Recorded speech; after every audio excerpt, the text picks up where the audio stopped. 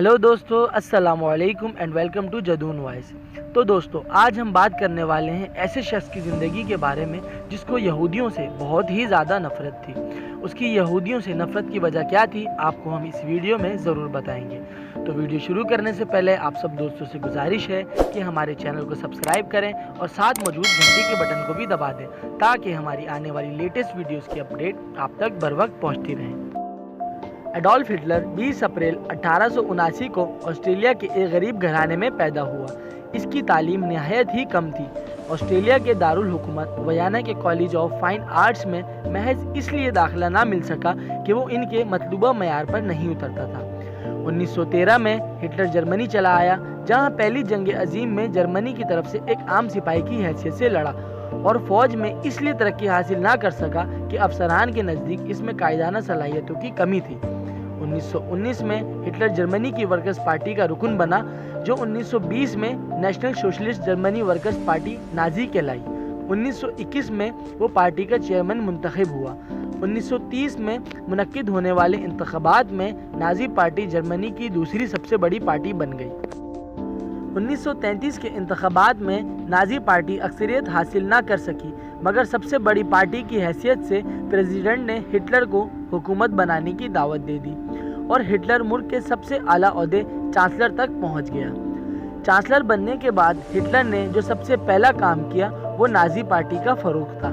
इस मकसद के लिए इसने अपने मुखालफिन को हर तरीके से दबाने की कोशिश की। इसके दौरे हुकूमत में नाजी जर्मनी यूरोप के बेशतर हिस्सों पर काबिज रहा, जबकि इस पर 11 मिलियन यानी 1 करोड़ 10 लाख अफराद के कत्ल आम का इल्ज़ाम भी लगाया जाता है, जिनमें मुबैना तौर पर 60 लाख यहूदी भी शामिल हैं। यहूदी हिटलर के हाथों इस कत्ल आम को होलोकास्ट के नाम से याद करते हैं। होलोकास्ट दरअसल यूनानी लफ्ज़ से बना है, जिसके मायने हैं मुकम्मल जला देना।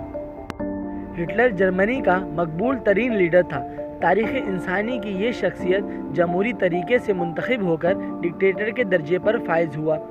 National socialist Germany workers party का लीडर एडोल्फ हिटलर 1930 के इंतखाबात में मुंतखब होकर जर्मनी का चांसलर बना। इस वक्त जर्मनी के सदर पॉल वॉन थे। 1934 में सदर पॉल वॉन के इंतकाल के बाद हिटलर ने अनाबलग एक्ट ऑफ 1933 के तहत चांसलर के ओहदे को सदारत के साथ जम कर दिया। हिटलर का ये इक़दाम सरासर कानूनी था। हिटलर एक सियासी party national socialist Germany workers party का नुमाइंदा था। इसी पार्टी को अंग्रेज़ी में नाजी पार्टी कहा जाता है।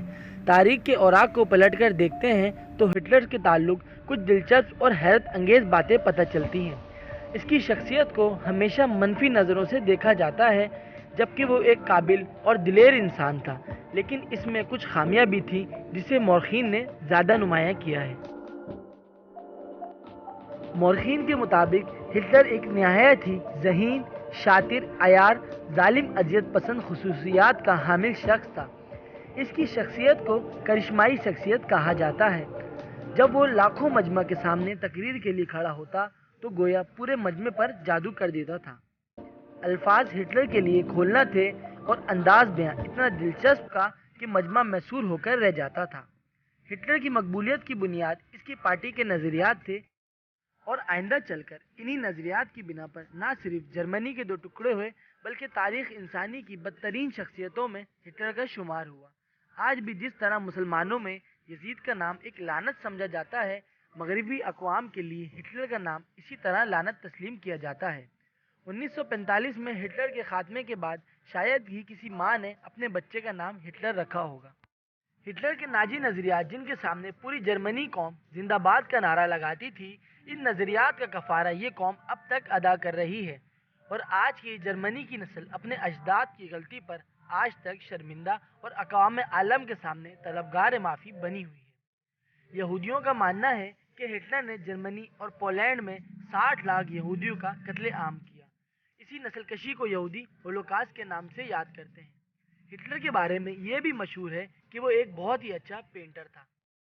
तो दोस्तों, कैसी लगी आपको हमारी वीडियो, इसका इजहार कमेंट सेक्शन में ज़रूर करें और आप लोगों से दोबारा दरख्वास्त है कि हमारे चैनल को सब्सक्राइब भी करें और साथ मौजूद घंटी के बटन को भी दबा दें। मिलते हैं अगली वीडियो में। खुदा हाफिज़।